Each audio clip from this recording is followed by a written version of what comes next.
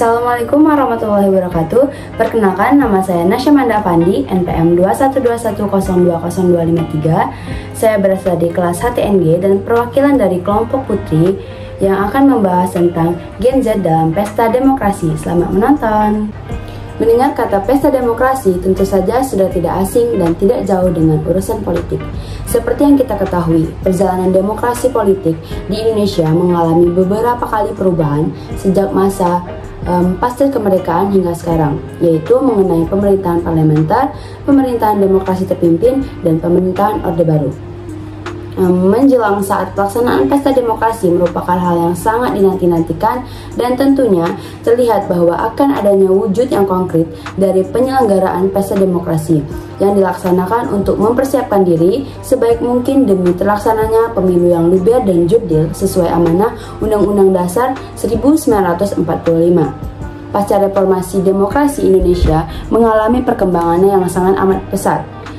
Peningkatan partisipasi publik dalam kehidupan berbangsa dan bernegara disalurkan melalui pengaturan mekanisme yang semakin mencerminkan prinsip keterbukaan dan persamaan bagi setiap warga, di mana pesta demokrasi merupakan sarana penunjang dalam mewujudkan sistem ketatanegaraan secara demokratis.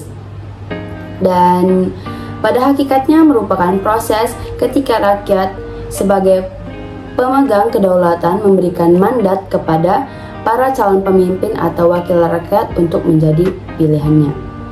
Mahasiswa yang merupakan salah satu bagian dari kaum generasi milenial memiliki peran yang strategis dalam politik di bangsa ini. Gen Z adalah sosok yang selalu menjadi pusat perhatian karena semangat juangnya yang tinggi dalam membela negara. Gen Z juga adalah tulang punggung bangsa yang diharapkan mampu memperbaiki masa depan bangsa yang menjadi lebih baik.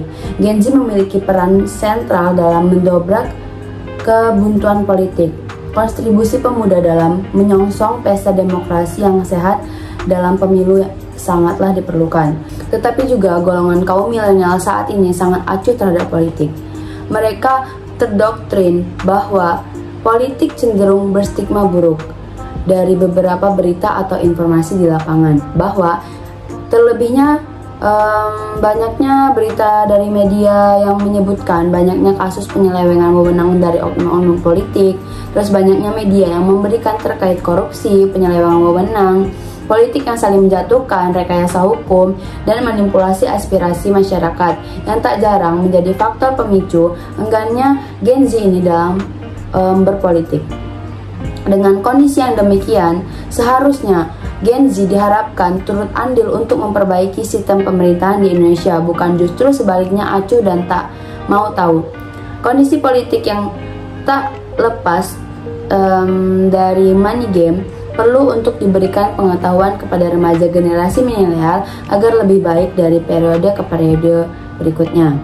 Muda adalah leader of change yang membawa kemajuan besar untuk kebaikan bangsa ini.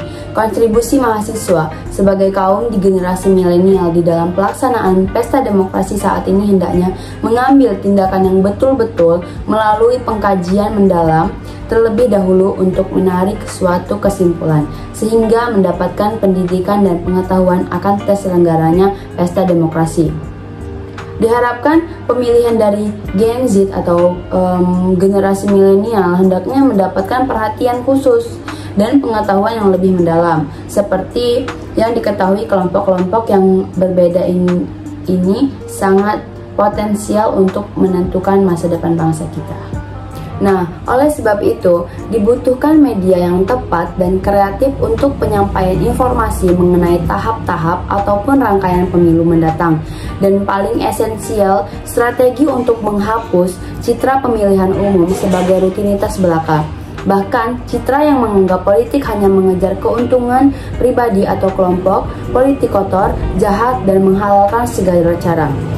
Maka dari itu, kita sebagai Gen Z harus sangat aktif dalam menggunakan media sosial sebagai platform untuk menyuarakan pandangan politik, berbagi informasi, dan mengorganisir aksi-aksi politik. Kita harus menggunakan media sosial dengan baik untuk menggunakan platform seperti Twitter, Instagram, TikTok untuk menyebarkan ide memobilisasi pemilih, dan memberikan dampak pada pesta demokrasi dengan cara yang unik dan inovatif. Baiklah, sekian pembahasan yang dapat saya sampaikan. Semoga bermanfaat. Saya akhiri, wabillahi taufik wa hidayah. Wassalamualaikum warahmatullahi wabarakatuh.